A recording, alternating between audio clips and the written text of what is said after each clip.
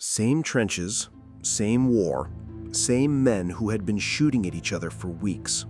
Christmas Eve, 1914. British and German soldiers climbed out of their trenches at the same time, walked into the open ground between the lines, put down their guns, shared cigarettes, sang carols together. Some of them played soccer. And the next morning, they picked up their rifles and started shooting again. One night they were friends. The next morning, they were enemies again. How is that possible? Nothing inside them changed. So what changed? The environment. Just the environment. In the last video, we looked at the circuit running inside every human brain, the one that turns ordinary people into participants in war. We saw you can't shut it off with willpower. So if the circuit can't be shut off, what's left? This, the thing those soldiers showed us on Christmas Eve. The circuit kept running, but the environment around it shifted just for one night, and a different version of them came out. That's the entire question of peace. Not how to defeat the circuit, how to design around it. Here's what gets me about the Christmas truce. Historians always describe it the same way, a miraculous moment. And every time I read that phrase, I have to stop. Because if peace between humans is a miracle, what does that say about war? It means war is the default. Peace is the rare event that gets written down in history books. That's terrifying, but it also points to something. If peace is rare, peace must be hard. And hard things don't happen by accident. They happen because something makes them happen. The Christmas truce wasn't an accident either. Quiet snow, no orders, no shells falling, the smell of cooking from the other side. Conditions that didn't trigger the circuit. And that's what's been studied. Across psychology, behavioral science, conflict research, the pattern is clear. Peace doesn't come from telling the circuit to stop. It comes from designing environments where the circuit doesn't fire in the first place. There's a name for this kind of work. Once you see it, you start seeing it everywhere. Try this. Think back over the last 24 hours. Did you call anyone them in your head? A coworker who annoyed you? A driver? A stranger online? A whole group? People who voted differently, believe differently, look different? And now answer honestly. Why did you put them in that bucket? When most people look at this carefully, they find something uncomfortable. The reason wasn't really about that person. It was something in the environment. A headline, a comment thread, a conversation already framing them that way. A feeling of being tired, threatened, or rushed. You didn't decide to see them as them. The environment set up the conditions and the circuit did the rest. This isn't a flaw in you, it's a flaw in the environment. And environments are made by people, which means they can be remade. In the 1970s, behavioral scientists noticed something strange. People didn't make decisions the way classical economics said they should. They got nudged by tiny details in the environment. The order of options on a menu, the default setting on a form, the way a question was worded. This became a whole field. Today, it's called choice architecture. The basic finding, humans have far less control over their behavior than they believe. What we do depends much more on how the environment is set up than on what we decide. If that sounds depressing, here's the flip side. We don't have to win arguments with our own brain. We just have to redesign the environment. If you want to eat less junk food, willpower fails. But if you don't keep junk food in the house, you eat less. The environment did the work. The same logic scales up to conflict. You can't lecture people out of in-group bias. You can't shame them out of fear. The circuit doesn't respond to arguments, but the environment around the circuit, that you can change. Researchers have studied what kinds of environments reduce intergroup conflict. The pattern is consistent. Repeated equal status contact between sides. Spaces where individual stories surface, not group categories. Reduced fear signals. When those conditions exist, the circuit stays quiet. When they don't, it wakes up. The Christmas truce had every one of those conditions for one night.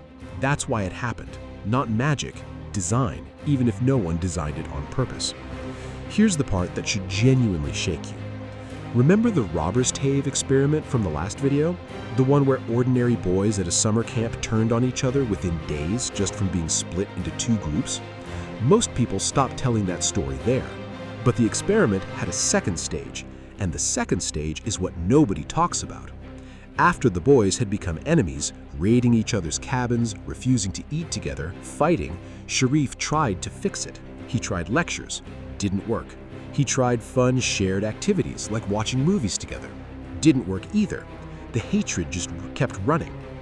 Then he changed the environment.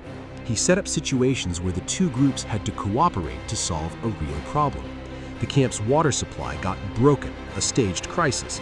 Both groups needed water. Neither group could fix it alone, so they had to work together with equal status toward a goal neither could reach by themselves. Within hours, the lines started dissolving. Within days, boys from rival groups were sitting together at meals. By the end, they were friends. Same boys, same brains, same in-group bias circuit, but the environment told the circuit a different story, and the circuit followed. The circuit doesn't choose its targets, the environment does. Change the environment, and the circuit that built enemies will build allies instead. And yet, look what we've actually been doing. 1914, Sarajevo, one gunshot, 20 million dead. People said never again. 21 years later, World War II began. 45, Hiroshima, a whole city erased in seconds. This time we'll really stop. Then the Cold War, Korea, Vietnam, conflicts across the Middle East, Africa, South Asia. Today, shells falling in the middle of Europe. People are saying it again. This is too much. Sharif figured this out with 12-year-olds boys at a summer camp. Why couldn't we figure it out at scale? Because every time we tried to fix it the same way. Punish the leaders, sign a treaty, ban a weapon, hope people learn. None of that changes the environment. The circuit stays, the conditions stay, the fear stays. And here's the deepest irony. The reason historians still call the Christmas truce a miracle is the same reason peace fails. We treat peace as something that happens to us when we're lucky, something that exists by default until it breaks. That's exactly backwards. War is the default. Peace breaks down because we never built it, we just hoped. Imagine treating a bridge that way. I hope it keeps standing. No engineer thinks like that.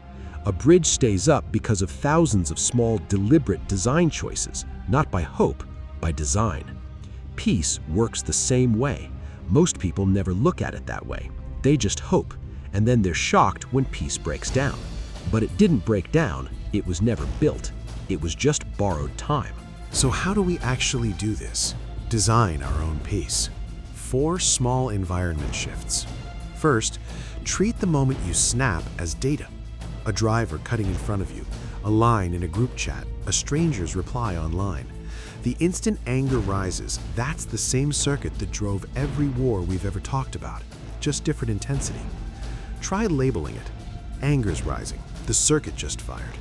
That alone slows your reaction enough to choose differently. Second, deliberately scramble your sense of us. The more single-layered your identity is, the more dangerous you become. Only your nationality, only your political side. Split it on purpose. I'm from this country and a friend and a reader and someone who loves cats. Every mass killing in history began with narrowing people's identity down to one. Third, suspect the fear first. When a message lands hard, they're a threat. Pause and ask, real threat or someone amplifying fear? Every war begins with fear inflated first. The enemy is coming. If we don't act now, it's too late.